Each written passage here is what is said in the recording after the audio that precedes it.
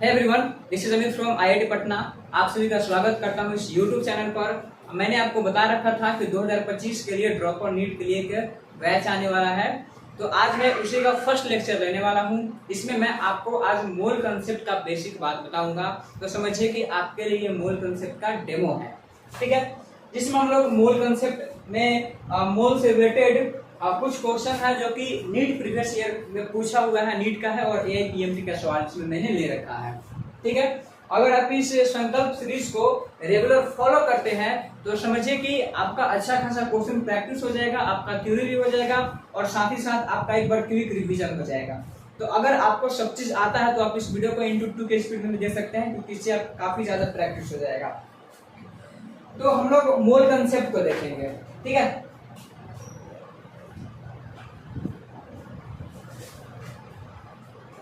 तो अगर आप मेरे बारे में नहीं जानते हैं तो my self Amit Kumar, I am doing my second year from IIT Patna in computer science और 3 सालों से मैं पढ़ा रहा हूँ। लगभग 1500 से ज्यादा बच्चों को ऑफलाइन में मेंटर कर चुका हूँ एंड ऑनलाइन में इससे भी जाते होंगे।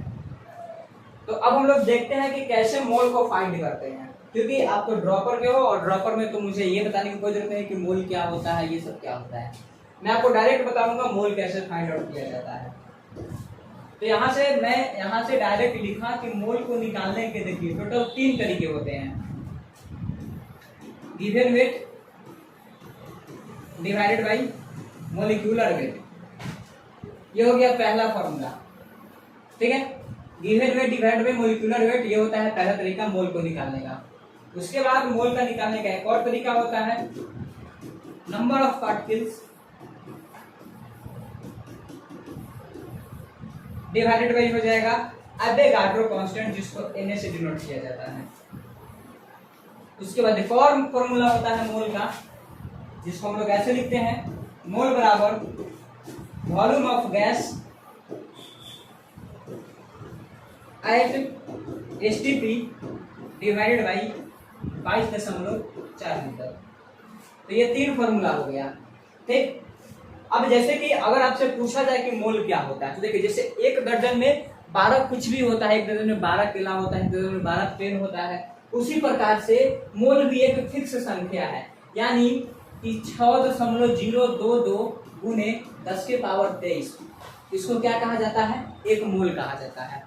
तो दुनिया का अगर बहुत सारे पार्टिकल्स हैं या हमारे पास बहुत ऐसे सब्सटेंस होते हैं, तो अगर उसकी काउंटिंग करनी है तो हम उसको क्या करते हैं, मोल के फॉर्म में उसकी काउंटिंग करते हैं। जैसे कि मुझे क्या चाहिए, मुझे ऑक्सीजन चाहिए, सोडियम चाहिए, सल्फर डाइऑक्साइड चाहिए, कार्बन डाइऑक्साइड चाहिए, तो इस चीज की हम काउंटिंग कैसे करते हैं, तो हम मोल की सहायता से काउंटिंग करते हैं। तो एक मोल में कितने पार्टिकल्स होते हैं, तो एक मोल में पार्टिकल्स होते हैं 6.022 into 10⁻23 पार्टिकल्स, और इसको कहा जाता है एवोगाड्रो कांस्टेंट, ठीक है। इसको कहा जाएगा एवोगाड्रो कांस्टेंट और इसको डिनोट किया जाता है Na से, यानी कि Na का वैल्यू होता है 6.022 into 10⁻23 पार्टिकल्स, ठीक है। अब इस पार्टिकल्स में मॉलिक्यूल्स भी आ सकते हैं एंड जितने भी पार्टिकल्स होते हैं, मैंने यहाँ पर पार्टिकल्स लिख दिए, आपको समझ लेना है। तो ये 3 तरीका होता है जिससे हम मोल फाइंड आउट करते हैं, ठीक है। मैं यहाँ पर आपको फिर से बता रहा, देखिएगा जरा।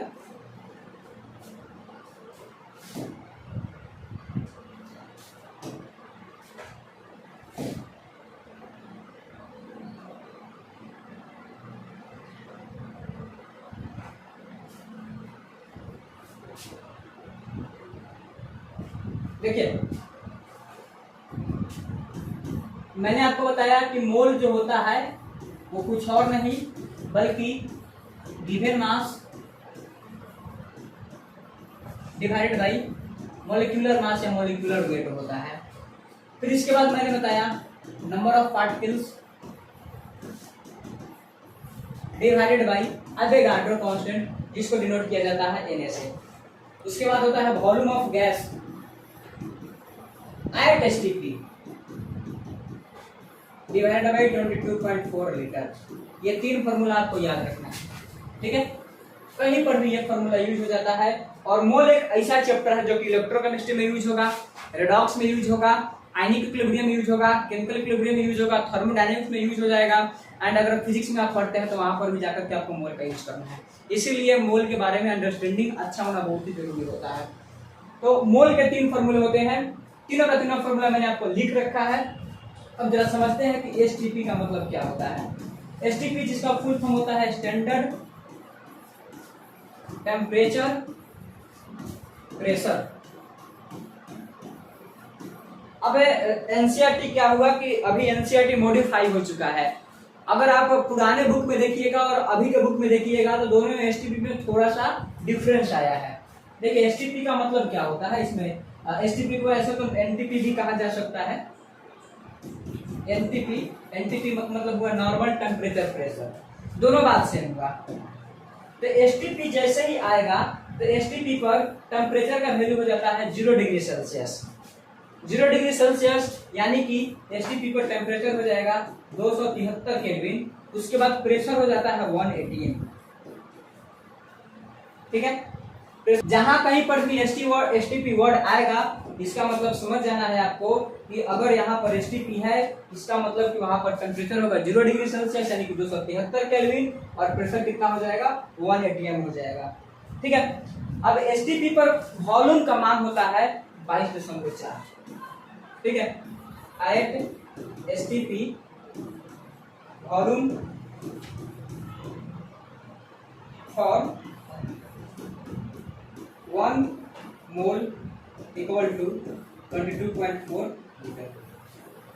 अब ये जो डाटा है 22.4 लीटर, अभी से डाटा को आप अप्रोक्सीमेट 22.7 लीटर भी कर सकते हैं, क्योंकि पुराने जितने भी राइटर्स हैं उनके बुक में 22.4 लिखा हुआ रहता है और अभी के समय में जितने भी बुक आ रहे हैं हमारे पास, जो भी मॉडिफाई होकर के बुक आ रहा है उसमें 22.7 लीटर लिखा हुआ आ रहा है। तो अप्रोक्सीमेट आप दोनों को यूज कीजिए, ऐसा कोई प्रॉब्लम नहीं आने वाला है। तो एसटीपी का मतलब यही होता है और एसटीपी वाला फॉर्मूला केवल और केवल गैस के लिए ही लागू होगा। यानी कि अभी जो मैंने लिखा है आपको मोल बराबर volume at STP divided by 22.4 litre, इसका मतलब हुआ ये जो फॉर्मूला है this is only valid for gas. ये और केवल गैस के लिए ही वैलिड हो पाएगा। ठीक है, गैस या वेपर के फॉर्म में भी होगा, जैसे कि वाटर कभी वेपर के फॉर्म में होता है तो उसके लिए भी ये यूज हो जाएगा। तो this is the all about mole हम कैसे फाइंड आउट करते हैं मैंने इसके बारे में बताया आपको। अब एक और तरीका होता है मोल निकालने का। देखिए एक इक्वेशन होता है पीवी बराबर एनआरटी। पीवी बराबर एनआरटी को कहा जाता है ideal gas equation. Ideal gas equation. अब यहां पर P का मतलब होता है प्रेशर, V का मतलब होता है वॉल्यूम और यहां पर N का मतलब होता है नंबर ऑफ मोल, R को कहा जाता है universal gas constant, universal gas constant और T का मतलब होता है टेम्परेचर और वो भी टेम्परेचर होना चाहिए केल्विन में। तो यहां से भी हम एक मोल का फॉर्मूला बना सकते हैं। यहां से मोल का क्या फॉर्मूला बनेगा पीवी बटा आरटी। ओवरऑल मोल यहां से हम 4 तरीकों से निकाल सकते हैं। यहाँ पर भी मोल का मतलब हो जाएगा पीवी बाई आरटी और यहाँ पर आर एक यूनिवर्सल गैस कांस्टेंट है जिसका वैल्यू होता है 8.314 जूल पर मोल पर केल्विन, या तो इसको ऐसे लिख सकते हैं 0.0821 एटीएम लीटर पर मोल पर केल्विन। तो this is the way how to calculate mole. और ये जितने भी फॉर्मूले मैंने लिखे हैं ये सब इंफॉर्मेशन वाले चीज है और ये चीज आपके नोटबुक में होना चाहिए और याद भी होना चाहिए। जितना जल्दी इन सभी चीजों को आप याद करेंगे उतना ही आपका केमिस्ट्री स्ट्रांग होगा, क्योंकि नीट में जो क्वेश्चन उठाए जाते हैं पीवी बराबर एनआरटी से भी बहुत क्वेश्चन उठाए जाते हैं। मैंने मोल का जो सवाल पूछा है उसमें कैलकुलेशन से रिलेटेड बहुत सवाल पूछे जाते हैं, वॉल्यूम एट एसटीपी से सवाल पूछे जाते हैं, given weight by molecular weight से भी सवाल पूछे जाते हैं। तो सारे के सारे फॉर्मूले आपके कॉपी में होने चाहिए। अब आते हैं जरा क्वेश्चन करके देखते हैं कि नीट में जो क्वेश्चन पूछते हैं या नीट में अभी तक जितने भी क्वेश्चन पूछा गया है क्या इस फॉर्मूला से क्वेश्चन बन पाता है या नहीं। मैंने मोल बता दिया कैसे फाइंड आउट किया जाता है।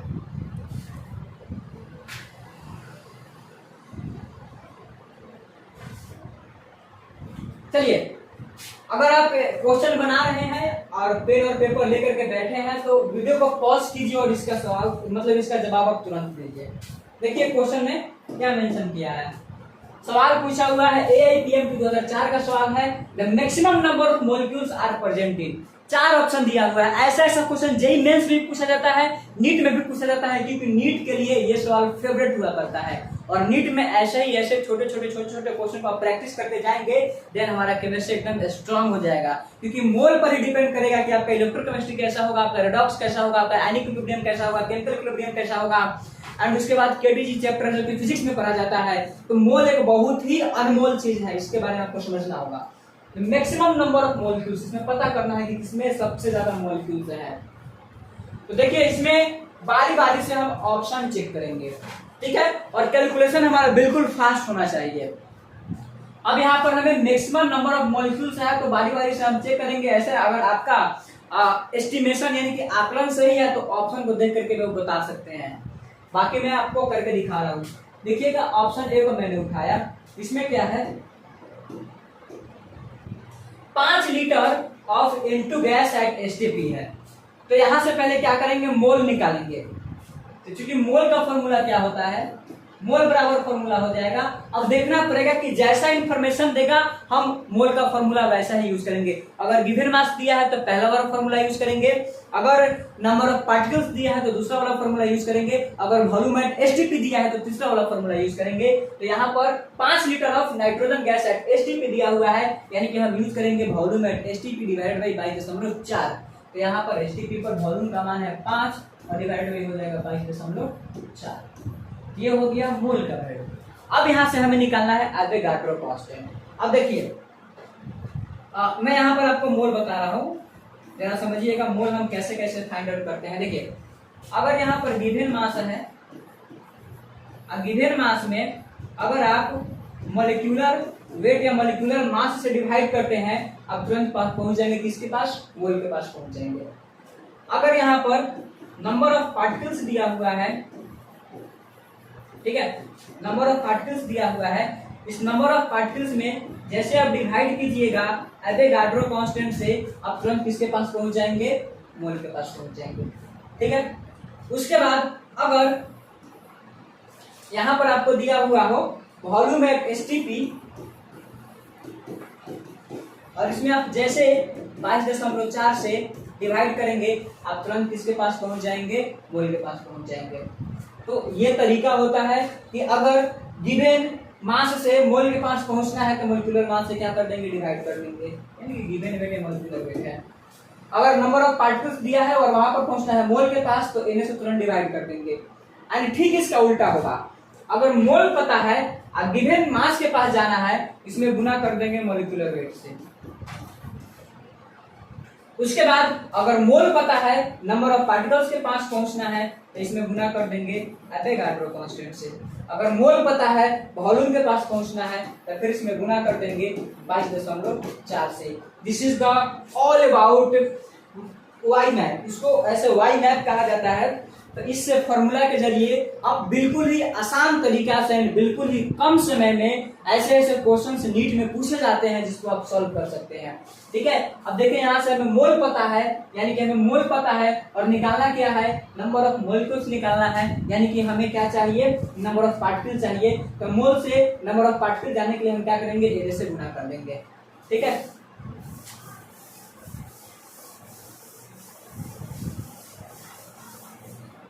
तो यहां से क्या करेंगे, नंबर ऑफ पार्टिकल्स या नंबर ऑफ मॉलिक्यूल्स लिखेंगे। नंबर ऑफ मॉलिक्यूल्स के लिए क्या करेंगे, मोल में जो कि कितना आया है 5/22.4, इसमें गुना कर देंगे एवोगाड्रो कांस्टेंट से, ठीक है।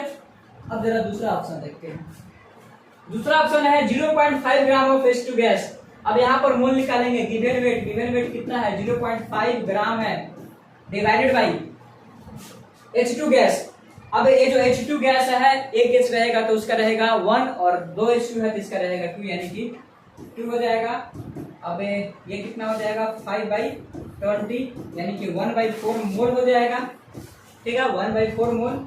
अब यहाँ से अगर number of molecules find out करते हैं, तो 1/4 इंटू हो जाएगा Na। ठीक, अब आते हैं थर्ड ऑप्शन के पास। 10 ग्राम ऑफ O2 गैस। अब यहां से मोल निकालेंगे। मोल बराबर होता है given weight divided by molecular weight. तो O2 का मोलिकुलर वेट कितना हो जाएगा? 32। तो ये हो जाएगा 5/16। 5/16 यानी कि यहां से निकालेंगे नंबर ऑफ मॉलिक्यूल्स बराबर 5/16 और इंटू में हो जाएगा Na। फिर देखेंगे ऑप्शन नंबर डी।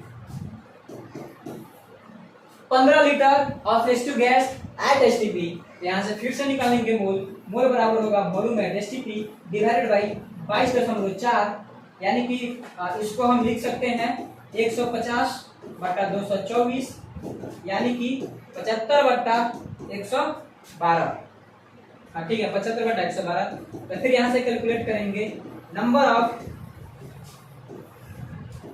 मॉलिक्यूल्स बराबर 75/112 इंटू Na। और हमें क्या सिलेक्ट करना है? मैक्सिमम नंबर ऑफ मॉलिक्यूल, यानी कि इसमें सबसे ज्यादा वैल्यू किसका होगा, अब यही चेक करना है। ठीक है, मैक्सिमम नंबर ऑफ मॉलिक्यूल्स का मतलब यही होगा कि इसमें चेक कीजिए कि सबसे ज्यादा किसका वैल्यू आया है, नंबर ऑफ मॉलिक्यूल किसका ज्यादा आया है। ये तो 1/4 है। 1/4 का मतलब हो गया 0.2, यानी कि 0.2 समथिंग आएगा। और ये 5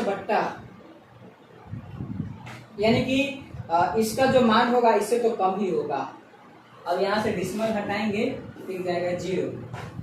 50 25/112 है, 25/112 है।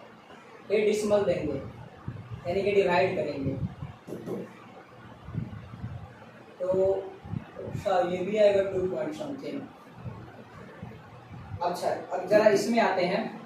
ये भी 0.2, उसके बाद कुछ आएगा 5/16 है। अब इसको कैलकुलेट करेंगे तो 5 जैसे हम 16 से डिवाइड करेंगे ये 0.3 आएगा। 75/112 है, ये ज्यादा आ जाएगा। जैसे हम डिवाइड करेंगे कितना से 112 है और यहाँ पर 75 है, डिवाइड करेंगे तो फिर ये ज्यादा बार में आ जाएगा, यानी कि करीब करीब ये 6 बार में कट जाएगा। ठीक है, 0.6, यानी कि सबसे ज्यादा नंबर ऑफ मॉलिक्यूल्स इसी के पास आ रहा है, वो क्या हो जाएगा? ऑप्शन डी, यानी कि ऑप्शन इसका डी। इस क्वेश्चन को हम और भी कम समय में कर सकते हैं। अगर कैलकुलेशन और प्रैक्टिस अच्छा रहेगा तो ऐसे ऐसे क्वेश्चन को करने में कोई डाउट नहीं है, बहुत इजीली सॉल्व किए जाते हैं। चलिए अब देखते हैं नेक्स्ट क्वेश्चन। अब देखिएगा, अब आया है नेक्स्ट क्वेश्चन।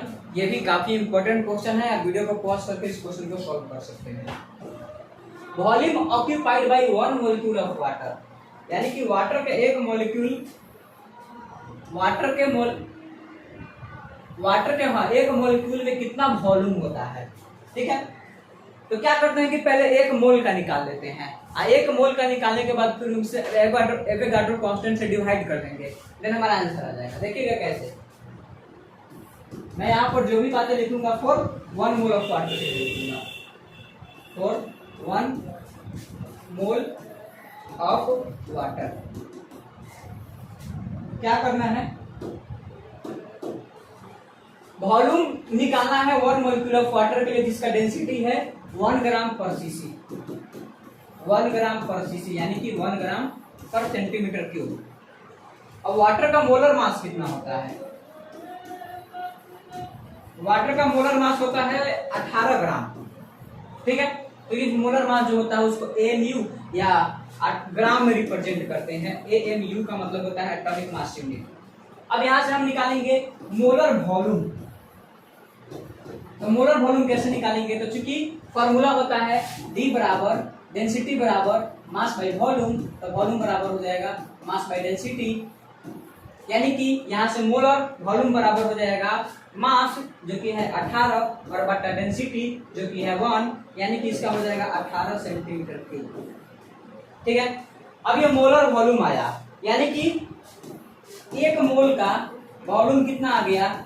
18 centimetre cube. तो हमें क्या चाहिए, एक मॉलिक्यूल चाहिए। तो एक मोल का मतलब होता है 6.022 इंटू 10⁻23 मॉलिक्यूल। तो इतना का मोलर वॉल्यूम आ गया 18 सेंटीमीटर क्यूब। तो इसलिए 1 मॉलिक्यूल का मोलर वॉल्यूम हो जाएगा 18/6.022 × 10⁻23। अब इसको कैलकुलेट कीजिएगा। कैलकुलेशन करने के बाद वहां पर जो भी आएगा आप देखिएगा 3 × 10⁻23 आ जाएगा। कैलकुलेशन करने के बाद जो भी रिजल्ट आएगा वो होगा 3 × 10⁻23। तो बस कुछ नहीं, यहाँ पर कैलकुलेशन है और पहले से प्रैक्टिस आपको करके जाना होगा। जब तक आप पहले से प्रैक्टिस नहीं करेंगे आपको बिल्कुल भी आइडिया नहीं लगेगा कि मोल के सवाल या किसी भी चैप्टर के सवाल को कैसे किया जाता है। अब देखते हैं एक और क्वेश्चन है। The number of atoms in 0.1 mole of triatomic gas. तो देखिए एक मोल में कितना होता है, एक मोल में 6.022 इंटू 10⁻23 एटम्स होगा।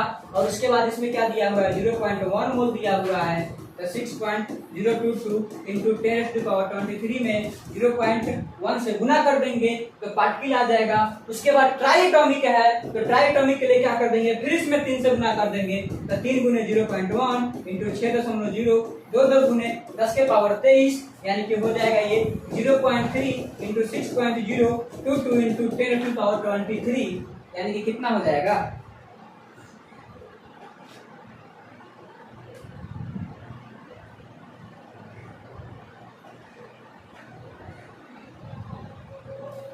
कैलकुलेशन करके देखते हैं। 6.022 इंटू 0.3 660 18 1 2 3 4 1.8 आएगा। 1.8 इंटू 10⁻23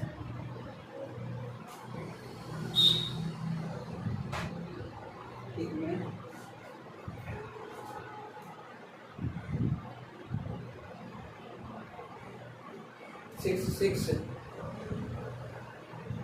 18 1 2 3 1 2 3 4 1 2 3 4 1.8066 इंटू, हाँ ऑप्शन सी आ जाएगा। देखिए 1.8 जो कि यहाँ पर 1.8 और उसके बाद है 06 यानी कि 06 और उसके बाद गुना में 10⁻23 यानी कि 1.0 कितना है 1.8066 गुना 10⁻23। ठीक है, इसमें भी बस कैलकुलेशन करना है।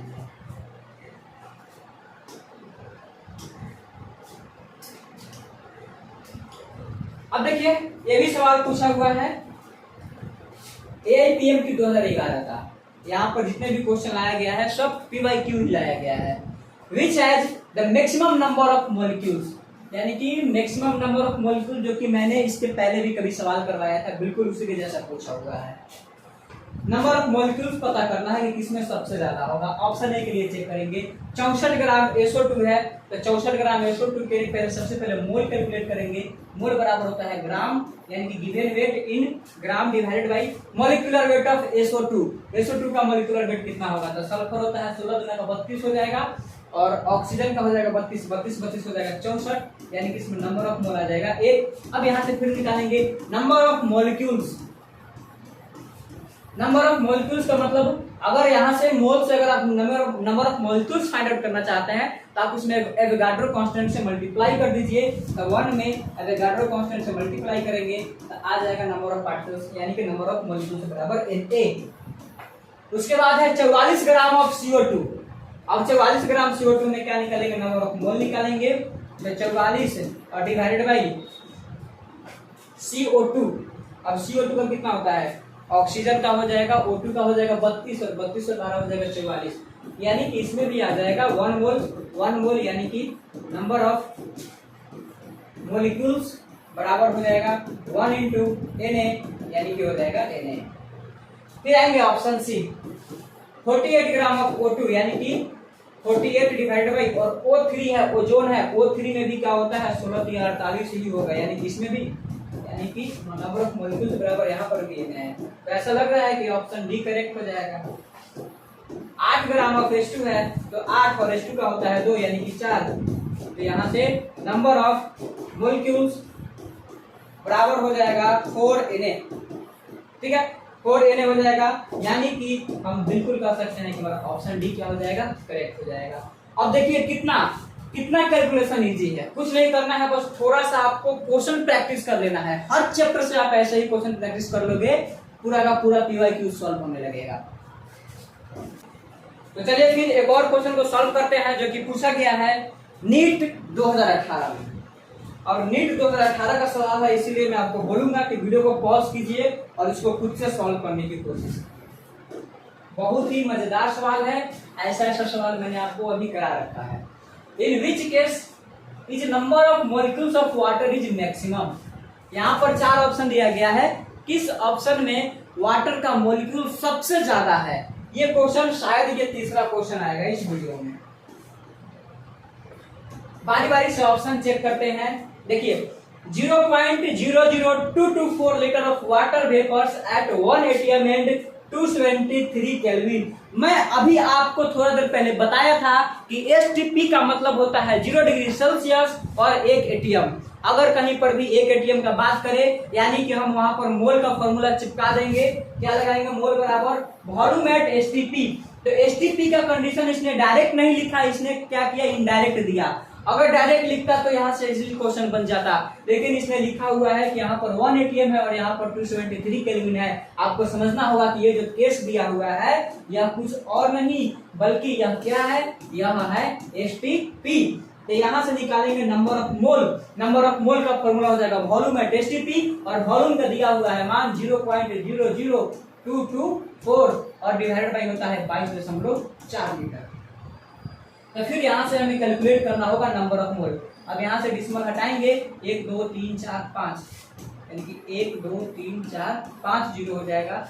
और यहाँ से डिसिमल हटाएंगे तो 1 जीरो हो जाएगा। फिर कैंसिलेशन करेंगे, 0 से 0 कैंसिल हो गया। उसके बाद 224 से 224 कैंसिल हो गया, यानी कि बच गया 10 के पावर 1 2 3 4, 10 के पावर -4 मोल आ गया। यानी कि यहाँ से हम नंबर ऑफ मॉलिक्यूल्स निकाल सकते हैं। नंबर ऑफ मॉलिक्यूल्स बराबर हो जाएगा 10 के पावर 4 और इंटू हो जाएगा Na। फिर आएंगे ऑप्शन बी के पास, 0.18 ग्राम ऑफ वाटर, यानी कि फिर यहाँ से हम मोल कैलकुलेट करेंगे। ग्राम में दिया हुआ द्रव्यमान यानी कि गिवन वेट इन ग्राम, जो कि दिया हुआ है 0.18 डिवाइडेड बाय मॉलिक्यूलर वेट होता है 18, यानी कि हो जाएगा 1/10। यानी कि यहाँ से हम और निकालेंगे नंबर ऑफ मॉलिक्यूल्स बराबर तो हो जाएगा 1/10 और इंटू में Na, यानी कि 10 के पावर -1 इंटू Na। फिर आ गया ऑप्शन 3, 18 ml ऑफ वाटर। तो नंबर ऑफ मोल पहले कैलकुलेट करते हैं, वॉल्यूम एट STP। ठीक है, अब कुछ नहीं बोला है तो हमें STP लेना ही पड़ेगा। तो 18 ml है तो ml को क्या करेंगे, सबसे पहले लीटर में कन्वर्ट करेंगे। तो 18 गुने 10 के पावर -3, ये बन गया लीटर, और डिवाइडेड बाई 22.4। ठीक है, तो 22.4 हो गया। तो आई थिंक अगर यहाँ से हम कैलकुलेट करते हैं नंबर ऑफ मॉलिक्यूल्स, तो ये तो वही हो जाएगा 18 बट्टा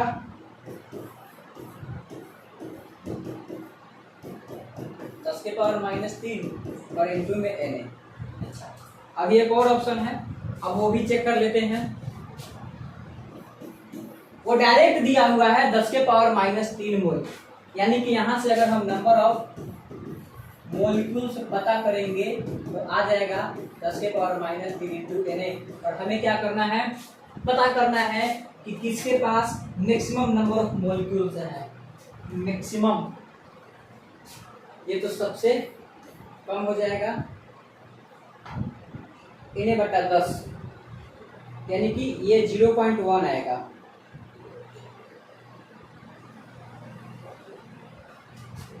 ये पूरा पूरी 0.1 Na लिखा हुआ है।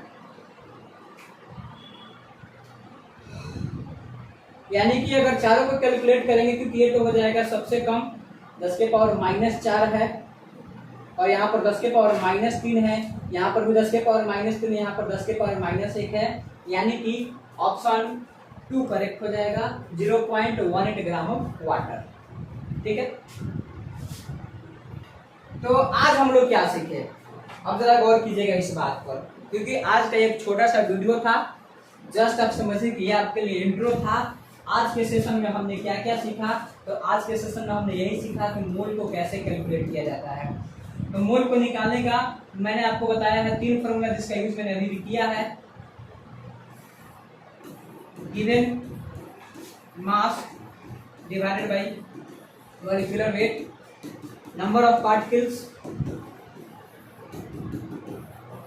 डिवाइडेड बाय एवोगाड्रो कांस्टेंट, और एवोगाड्रो कांस्टेंट का वैल्यू कितना होता है 6.022 इंटू 10 के पावर 23।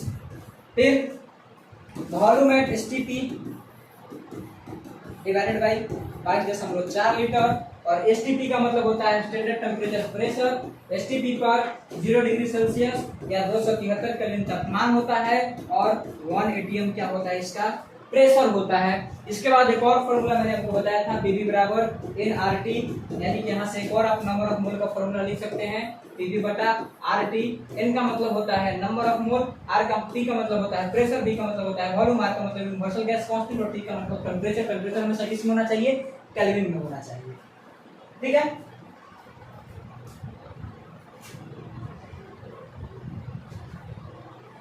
तो आज के इस लेक्चर को यहीं पर समाप्त करते हैं। आशा करता हूं कि यह वीडियो आपको समझ में आया होगा। अपना कमेंट में जरूर फीडबैक दीजिएगा। मिलते हैं नेक्स्ट वीडियो में, तब तक ऑल द बेस्ट।